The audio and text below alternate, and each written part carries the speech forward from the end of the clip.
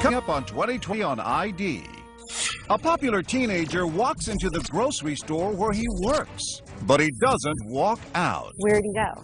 There's somebody who knows exactly what happened. No body, no weapon, but there was a murder and a revolving door of suspects. Stock boys with a past. One admits he was there. I hit Brian a few times. I thought I knocked him out. So why is this man behind bars? I'm not a criminal.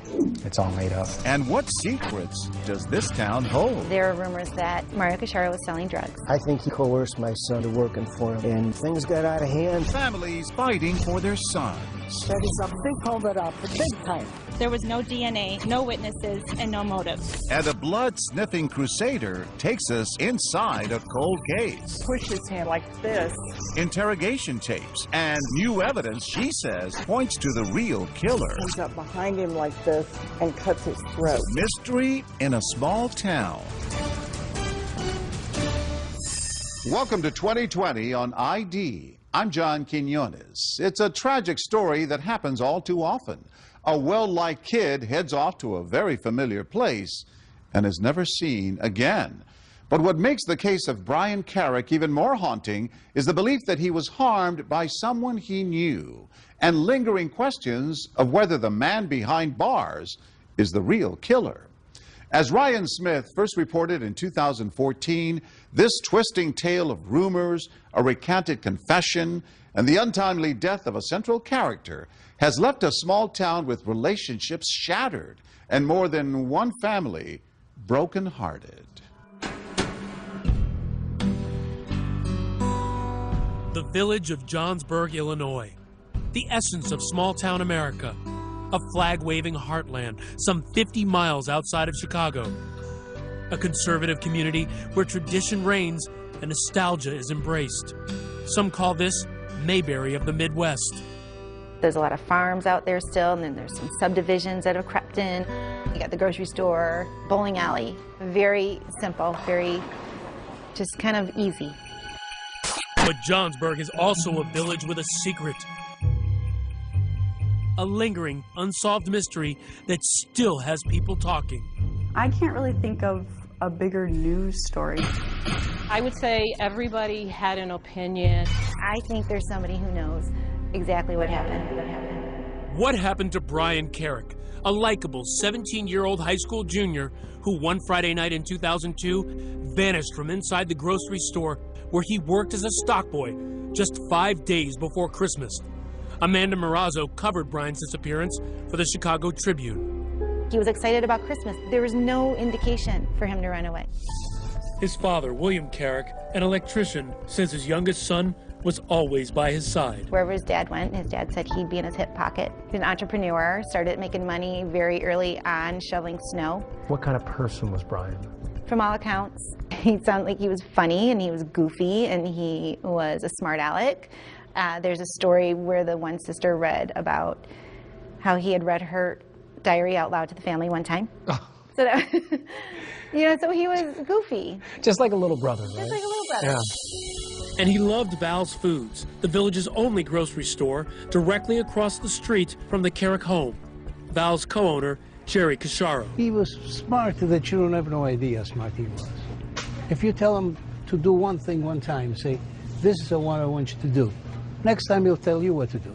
So he was a go-getter. If there were more people like Brian in this country, there'll be a beautiful future of America.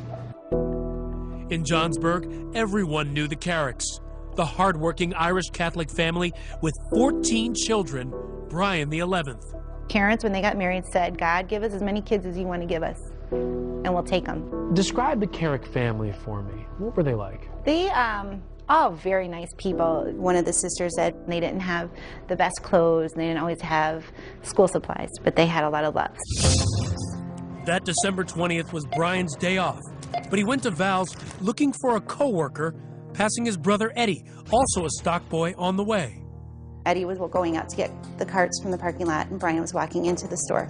He never saw his brother after that. The next day, his mother, Terry Carrick, received a troubling phone call. Brian hadn't shown up for work. She knew her son would never miss work. That was his life, was going to that store. She went upstairs, he wasn't in his bed. she knew immediately something's wrong. Within days, Johnsburg was reeling in disbelief. This was not the kind of town where people just went missing. Johnsburg's so safe and such a small family, church-oriented community, and then to have something like this happen is just very hard to take in.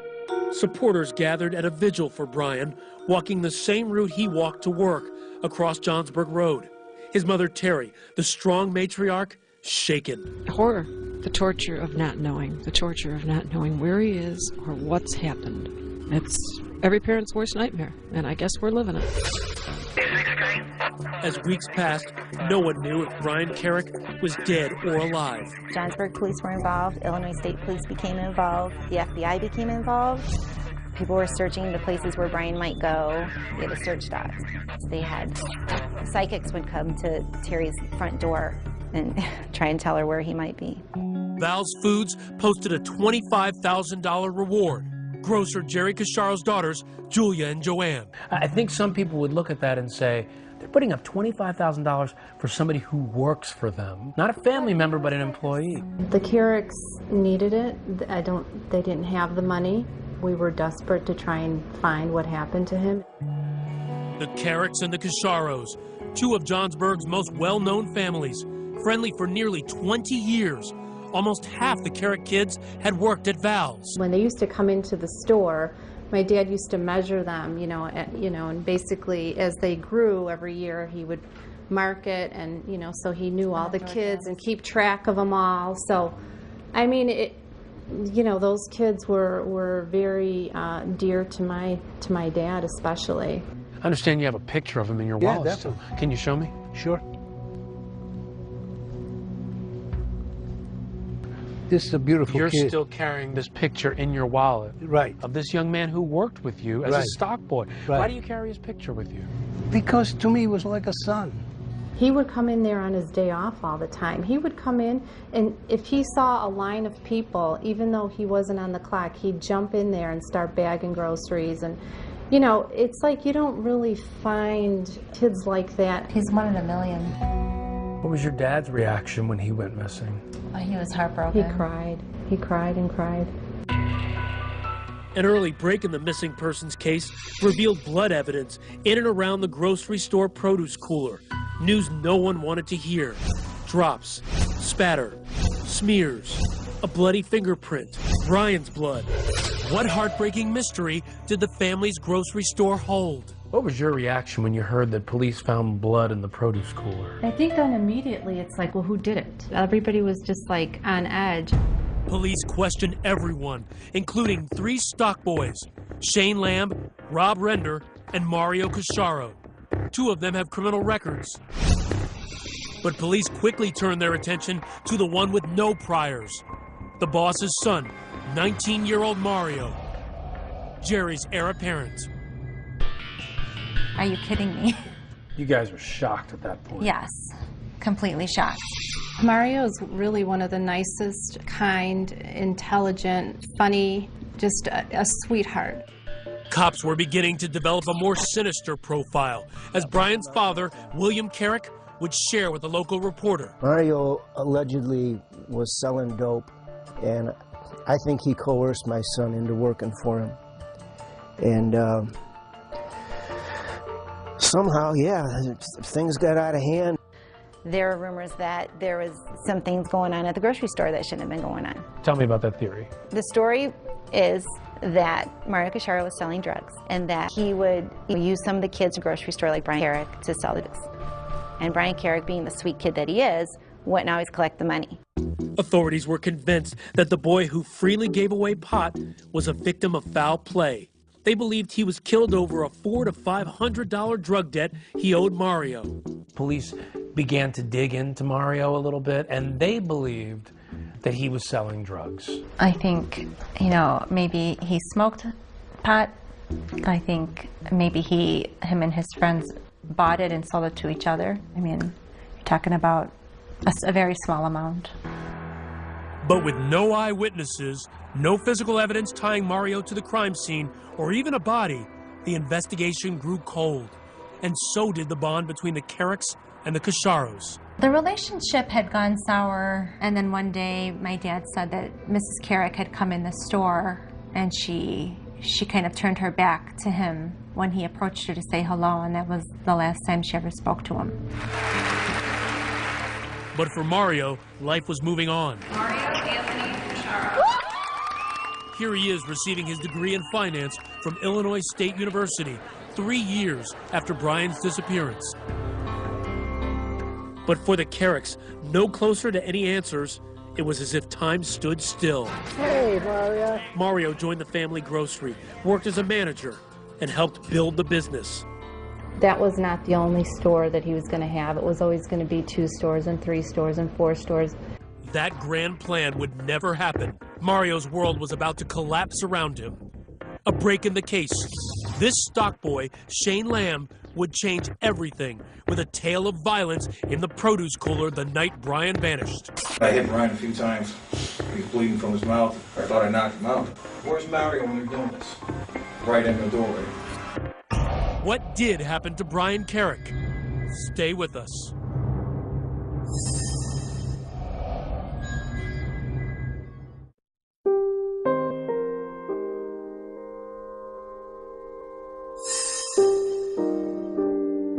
I would like to thank everybody for attending tonight. A toast to prosperity and future. Salud. Happy memories for Mario and the Casharo clan. Older brother Eugene's big Italian wedding. But good times were in short supply for this family. Jerry and Maria Casharo, Italian immigrants, met and married in the States, realizing their American dream when they joined with relatives to buy Val's Foods. You know, he didn't have anything given to him. He came to this country, built what he had from the ground up. In an age of superstores, Val's thrived in this small town where a night out is spent at a bowling alley or a pizzeria. Nearly every family in the village shopped there. So many of the local kids worked there. And for the Casharos, the future was bright. Those dreams now tarnished by tragedy and grisly rumors about missing stock boy Brian Carrick, believed to have been killed inside the store's produce cooler. One of the persistent stories is that Brian was killed in the cooler. Mario called family from the city who came in, dug him up, dismembered him, and threw him in a river in Iowa. It snowballed into these disgusting rumors that that he was cut up in our meat department, and then it started becoming that our family was involved in some kind of crime family. The FBI investigated and dismissed rumors of a mob hit. This case may have remained an unsolved mystery if not for this man. This is Assistant State's Attorney Michael Combs. Also known as Mick Combs, a tough, hard-edged prosecutor, determined to find justice for the Carrick family. 2010, a break in the 8-year-old case. Prosecutor Combs finds a key witness. His name, Shane Lamb. Who is Shane Lamb? Shane Lamb, he's got a criminal history. He grew up rough. I think he's a very tragic character in all of this. A stock boy at Val's who worked alongside Brian and Mario. A 5-time felon with a rap sheet that included attempted murder at just 14. He repeatedly denied knowing anything about Brian's disappearance to authorities. 8 years later, in jail facing up to 12 years on drug charges, he was ready to talk. But first, he wanted a deal, and so did prosecutors. Shane Lamb is given immunity from the offense of murder, involuntary manslaughter, concealment of a homicidal death, and any other offense resulting in his involvement in the disappearance of Brian Carrick. With this deal, Shane escaped all charges related to Brian's death and a reduced drug sentence. All he had to do to get the deal, tell his story. And that led police to Mario. What exactly did Mario tell you? Pretty much to talk to Brian, try to intimidate him into getting the money. How were you to intimidate him? Talk to him. He never came out and said go kill him or anything like that. A controversial deal, awarded to a man who admits he was the likely killer, and Mario the mastermind. According to the prosecutors, Mario knew what he was doing by bringing Shane Lamb in and using him as a tool, as an enforcer, as the muscle to get what he wanted. Shane was off that night, at a party getting high. He says Mario called him to come to the store. Brian owed him money, and he wanted it back. Mario wanted Shane to talk to him. It was time for him to pay up. Went over there, told Brian what's up with the money you owe him. I had to pay him at least some of the money back. We got to arguing. Mario said I was getting too loud, going to the produce cooler right there. Shane says he demanded the money from Brian, but Brian resisted. Shane lost his temper. Things turned violent. I hit Brian a few times. He was bleeding from his mouth. He fell out. How hard you hit him? Thought I knocked him out. That was it. Where's Mario when you're doing this? Right in the doorway. Knocked unconscious, not sure if Brian was dead or alive, Shane says Mario told him to leave the grocery store. He said, go ahead, I'll handle this. I left, went back to a party. Armed with Shane's version of what happened, prosecutors arrest Mario for killing family friend Brian Carrick. A small victory for Bill Carrick, reminded daily of the store across the street on Johnsburg Road, a moment Terry Carrick would not live to see when she died in 2009. For the Cacharo family, it was a moment of utter disbelief. I wanted justice for the Carricks, but they got the wrong guy. Mario and Shane, the mastermind and the muscle, according to the prosecution's theory. Though Shane says Mario never laid a hand on Brian, never ordered him hurt, prosecutors insist he's guilty of the rare charge of murder with intimidation. To them, just by uttering the words, "Talk to him," Mario Cacharo sicked a weapon of destruction on Brian and was responsible for everything that followed, including Brian's murder. Had you ever heard of this kind of charge before? No. Had it ever It's been very used rare. before? From my understanding, it hasn't. An aggressive move, the charge never before used in Illinois state history. Mario pled not guilty. The case goes to trial. After 12 hours, jurors were deadlocked, 11-1, in favor of the prosecution. A hung jury. Sometimes lay people struggle with one person being legally accountable for the actions of another. When you learned that it was a hung jury, what were you thinking? Frustrated, just like the Carricks were. Prosecutors went after Mario again, vowing to retry him. March 2013, Mario goes back into court, facing another murder trial, and once again, Shane Lamb is the prosecution's star witness. Prosecutors telling jurors Shane Lamb was Mario's enforcer, a tool for his dirty work. You don't bring Mother Teresa to a shakedown. You bring a badass like Shane Lamb. In closing arguments, prosecutors branding the pair mean little delinquents, criminals who flock together in Mario's drug cartel. So this is a narrative the prosecutors are building so that people can see Mario as some dangerous, nefarious figure. Well, I mean, if you have evidence, then you stick to the facts and you say, okay, here's his DNA, here's his blood, here's, the timeline. They didn't have any of that. No. So they had to dirty him up a little bit. Prosecutors' clever strategy worked. Juror Melina McVicker. He kind of looked more like the spoiled rich kid that was trying to be like a little mini gangster or something. The man who didn't say a word throughout 2 murder trials decided to speak only to 2020. But why now? Did you kill Brian Carrick? Stay with us.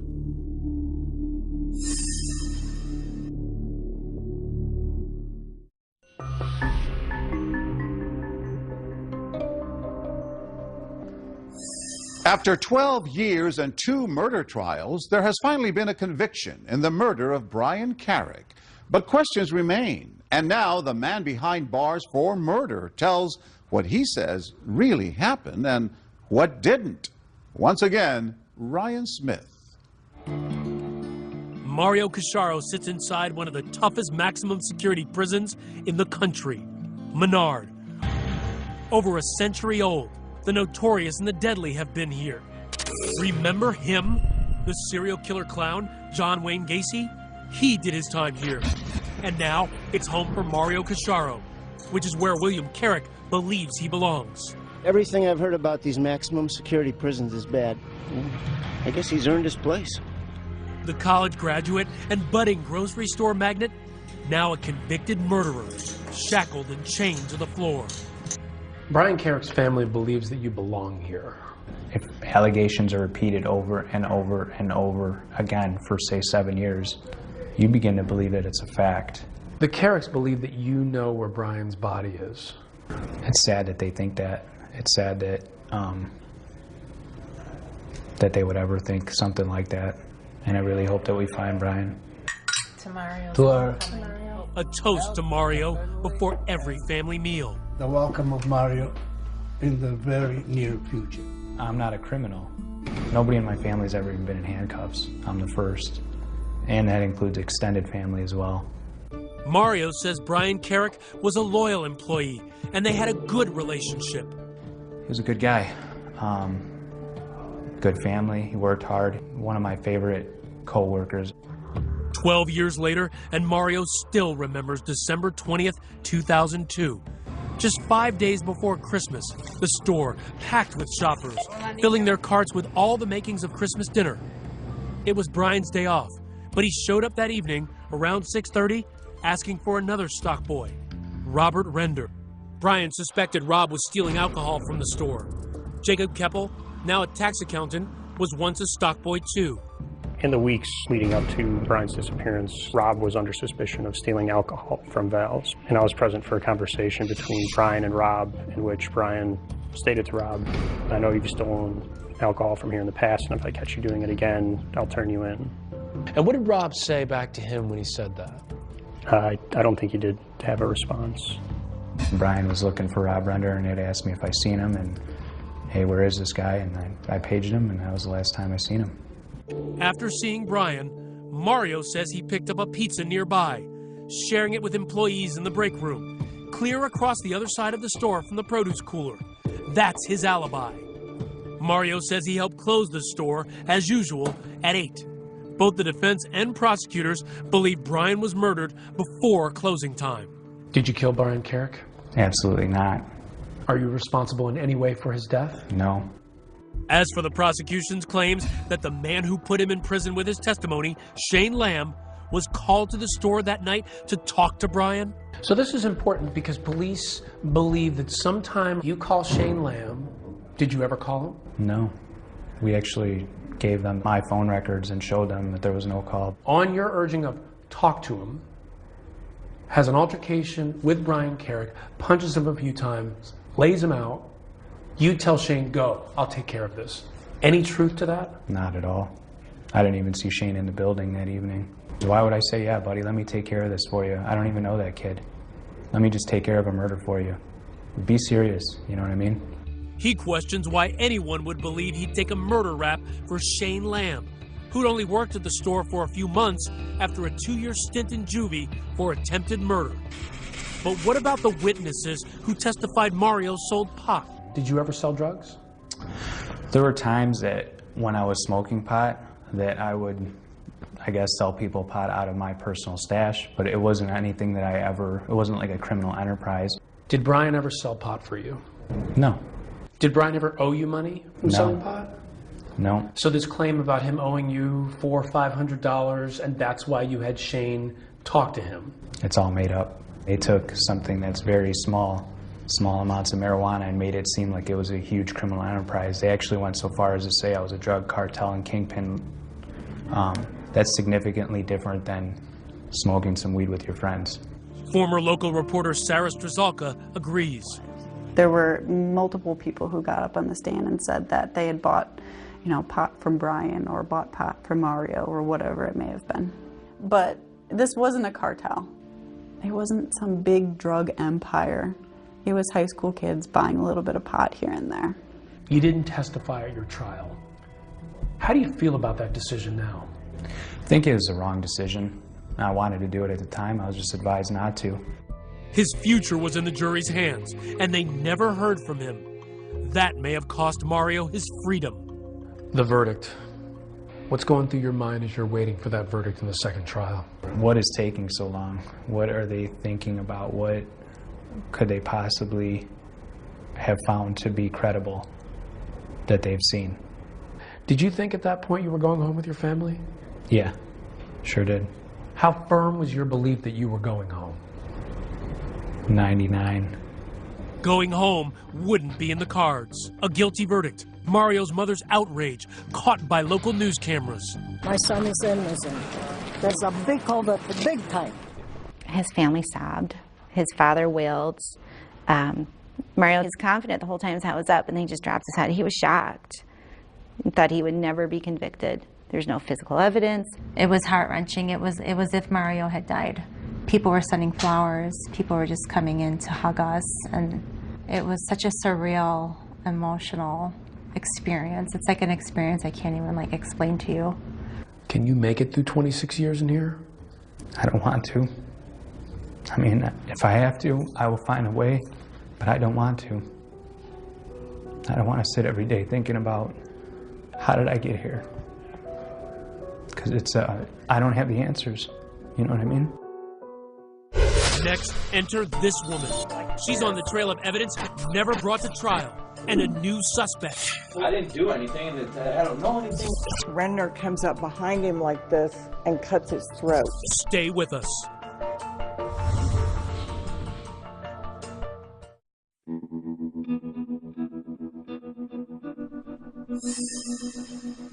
They walk in silent protest, a family crusade to free 31-year-old loved one Mario Casciaro, sentenced November 2013 to 26 years for murder. There was no physical evidence, no DNA, no witnesses, and no motive. When you are innocent, you are going to fight until the very end because you know you're innocent. And we're going to fight to the very end because we're 100% behind him. And that's why they hired this gladiator, Kathleen Zellner, a high-powered attorney, to appeal his case. Her reputation, overturning convictions and solving cases. She's uncovered what she believes are secrets long tucked away inside the family grocery store. I believe we have an excellent chance that this will just be reversed outright. According to Kathleen, the trail of evidence, potentially so explosive, it may set Mario free. She believes the evidence leads not to Mario, not to Shane Lamb, but to one man, Rob Render, an early suspect in the case, that stock boy Brian accused of stealing alcohol from the grocery store, and the one Brian was looking for the day he vanished. What do we know about Rob Render? Another troubled soul. He's just had a lot of problems, a lot of drugs. For Kathleen, the case begins with the physical evidence, the blood at the crime scene. Rob Render's blood was there, and his was the only blood that was ever found aside from Brian's. We know that Rob Renner and Brian Carrick had an altercation because both of their blood is right there at the crime scene. For her, the crime scene tells the story. Look at these photo exhibits. While Brian's blood is in the hallway leading to the cooler, Rob Render's bloody fingerprint is on the cooler door handle. And inside the door, more of Rob Render's blood.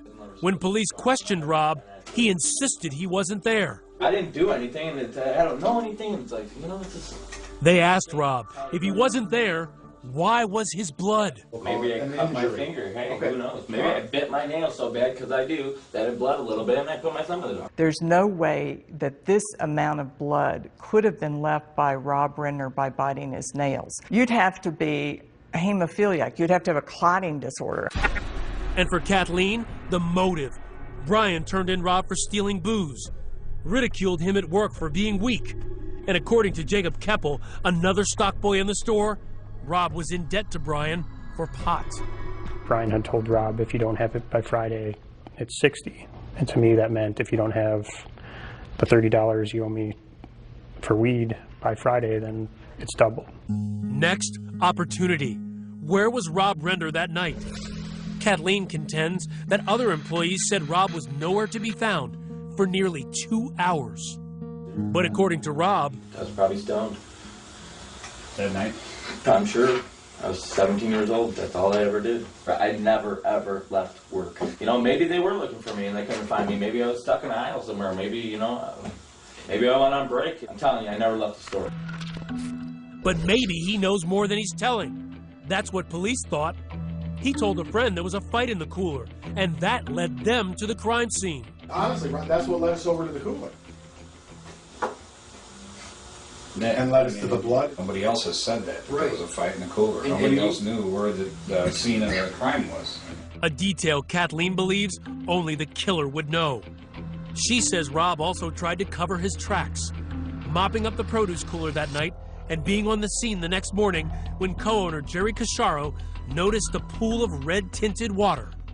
What did you think that circular stain was from? At the time, actually, I only thought it was Hawaiian punch. Okay. I got a little hot under my collar, and I said, okay, you, clean it up.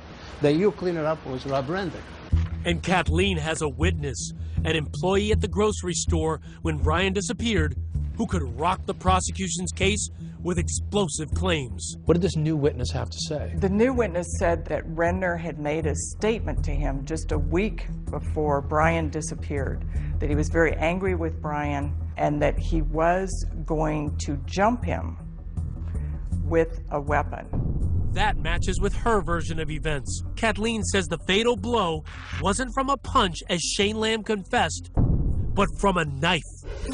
Tell me what you believe happened between Brian and Rob Render. I believe that Renner comes up behind him like this and cuts his throat, and in the process cuts himself. Then I believe that Brian starts falling forward and Renner grabs the door. That's why his thumbprint is on the door. And then he pushes him like this. Then he scrapes against those boxes. That's why the transfer blood is there. The attack is in the hallway. So we're all familiar with the blood evidence. And acting on a tip from this witness, Kathleen's investigators finding a piece of evidence in the police report. A pair of soiled underwear with a brownish red color. Kathleen thinks it may be blood. Mario's attorney, Kathleen Zellner, believes that what may have happened in this lady's bathroom could blow this case wide open. A stock boy coming in this bathroom about a month after Brian disappeared saw that there was a leak in this bathroom and saw that it led up to this panel. So he stepped on this toilet, lifted up this panel, and found a pair of men's underwear size small. A size similar to Rob. The underwear handed over to the police. But Kathleen says it wasn't entered into the evidence log and never made it to trial. That is a huge bombshell, and that's why we want to have DNA testing. We want to confirm if that was his underwear, because if that's got Renner's blood on it and Carrick's blood on it, that is all you need to know about who committed the murder. So we don't know that for sure. No. You just need to check it out to see if that's a part of the picture. Prosecutor Combs admitted to 2020 that the underwear was not tested, but stated both the police report and the witness were available to Mario's defense lawyer before trial. Unfortunately for you, the evidence points at you. Almost all of it points at you, Rob. Rob wasn't let off scot-free. Police charged him with concealing Brian's murder, but later dropped the charge. Rob Render never told his story in court. Struggling with drug issues for years, he overdosed on a cocktail of heroin and cocaine and died in 2012, just months before Mario's second trial. Mindy Lindholm, Rob's older sister, passionately defends her brother. She claims he would never hurt anyone. The premise that my brother could have possibly killed Brian over $30 or over him telling on him or anything is ridiculous to me. My brother having an explosive temper is absolutely ridiculous. If he did, I would think that he would have a violent record. I would think that he would have arrests such as Shane did for violent things of a violent nature. He had criminal thefts on his record for things related to his drug habit. Mindy also questions how it would be possible for her brother to kill Brian Carrick and dispose of his body without a trace.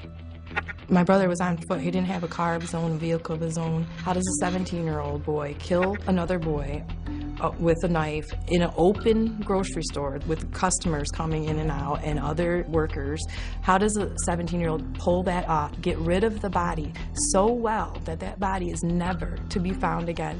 And she accuses Kathleen Zellner of scapegoating her dead brother. I asked him, what he knew about it, and he said he wasn't there, and he didn't know what happened. It's a convenient story for an appeals case because my brother's not here to defend himself, but I do not believe that my brother had anything to do with Brian Carrick's disappearance or the cover-up of his disappearance. I'm sure prosecutors will say this is a classic case of blaming the dead guy. To me, that's meaningless. Just say blame the dead guy. Doesn't mean dead guys didn't commit murders. The only person that really dislikes Brian Carrick is Renner. The only person that owes money to Brian Carrick is Renner. The only person who's ever described wanting to jump him with a weapon is Renner. And the only person in that back hallway is Renner. Next, the state's star witness, Shane Lamb, the man who put Mario Casciaro behind bars, does a shocking about-face. All of it was false. Every single thing the state's attorney set it up. Stay with us.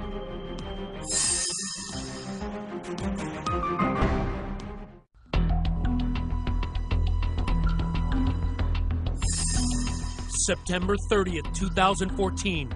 A dramatic development in the Mario Casciaro case. The man at the center, the state's star witness whose testimony helped send Mario to prison, now says it was all a lie. Shane Lamb sat down exclusively with 2020 with a stunning confession. Why are you coming forward now? Because Mario was in there for 26 years for something he didn't do. I didn't have anything to do with this. Mario didn't have anything to do with this. He doesn't deserve to be in prison. And it's safe to say that he's serving 26 years in a maximum security prison because of your testimony. Yeah, that's right. He said he was coerced by a prosecutor hell-bent on putting Mario behind bars. What do you want to say about your testimony today? All of it was false. Every single thing the state's attorney set it up. He's talking about Assistant State's Attorney Michael Combs, saying he forced him to place Mario at the crime scene to get that immunity deal, the one to avoid being charged in Brian Carrick's death. Shane says his back was against the wall. I was arrested for cocaine charges. My offer was 12 years. They said that I'd be indicted for murder if I didn't cooperate. And it came down to him or Rob Render. He said Rob Render was in Lake County Jail. If I didn't want to talk to them, that they're going to go to Rob Render next. So you believed that they were either going to feed a story to Rob Render that he was going to tell about his involvement or Mario's involvement, and right. Whoever took the deal first. Exactly, yeah, 100%, that's how I felt. Here he is giving his statement. But according to Shane, what you don't see before this point, before the cameras roll, he makes allegations that Combs sat him down for an hour without his lawyer, telling him what to say point by point. On December 20th, 2002, Mario Casciaro never called you to say, come to the store and talk to Brian Carrick because he owes me money. Never. You weren't his enforcer? No. Did you guys ever get into a fight? No. You never punched him 2 or 3 times, knocking him unconscious? Never. And then Mario never said to you, get out of here, I'll take care of this? Never. Never happened. Explosive allegations, especially if true. But there's a problem. Shane Lamb has a long history of lying, along with a lengthy rap sheet. You're a 5-time felon. You spend a lot of your life in and out of jail. Can you understand that people are going to say, well, how can we believe him? You know, they believe me enough to use my testimony to put him away. But now, since I'm telling the truth now, they're going to say I'm lying. And this, if Shane is to be believed, why would a prosecutor risk so much? Why would he put his career on the line, threatening you, just to put Mario in prison? I don't know why a lot of people do not like Mario for some reason in law enforcement. That's a question we put to Mario himself.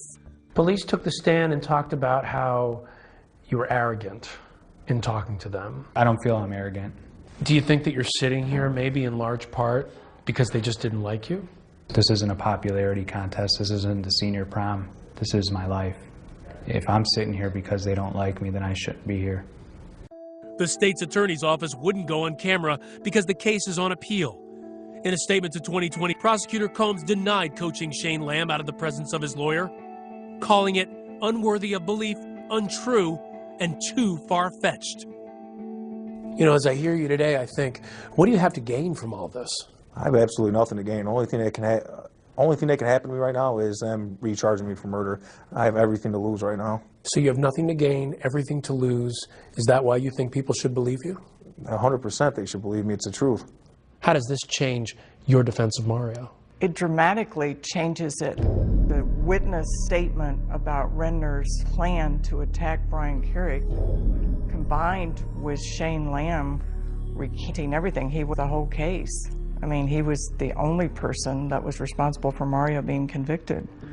But then, who killed Brian Carrick? All 3 stock boys tell a different story. Shane Lamb now says he was never at the store that night, and no co-workers placed him there either. Mario Casciaro claims he was eating pizza in the break room. And before his death, Rob Render proclaimed his innocence. And Brian Carrick's body has never been found. Where'd he go? People don't disappear. People don't just get sucked up and disappear. And that's the part that's why we're talking about it. It's so unfair to that family that they still don't really know. But for Shane Lamb, one thing is clear. He is willing to spend the rest of his life in prison so that Mario doesn't have to. And he's in Menard right now, one of the worst prisons in Illinois, for 26 years, and I just feel like they let somebody make up testimony to get him locked up for 26 years, and he's sitting there and he can't do anything about it. I'm not going to have it on my chest anymore. You were the one who put him in Menard. I was, but I was following what they wanted me to say. They just wanted to close the case. It seems like this weighed heavily on you. It did. I don't want to be the reason that he's doing 26 years. If, you know, Mario is watching this, I just want to tell him I'm sorry. His family, I'm sorry. If you feel so deeply about it now, where was that feeling when you were telling the story that put him in prison? At first, you know, I don't care how tough you think you are, you know, it doesn't seem real until somebody gets convicted. I'm happy that he's finally telling the truth. I wish he would have done it at the trial, so that way I wouldn't have been subjected to this, because this changes your whole life. Are you losing hope? When you sit in here, it's hard to be optimistic. Every day that goes by is another day that I'm not with my family. Oh, God bless Mario. My dad's 79 years old. I don't know how much longer he has left. And every day that goes by, I'm missing out on that. You're missing out on being with your family.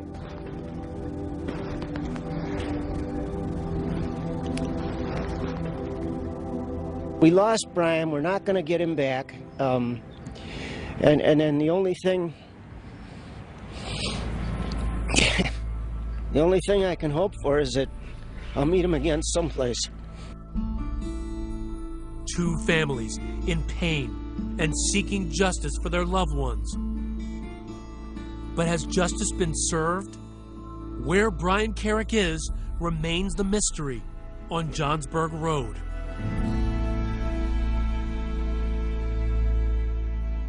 12 years after the disappearance of his son, William Carrick died of natural causes. He was 67 years old. Julia Mill, Mario Casciaro's sister, says her family wanted to reach out and send condolences, but they didn't want to upset the Carrick family. As of 2015, Mario's appeal is still pending.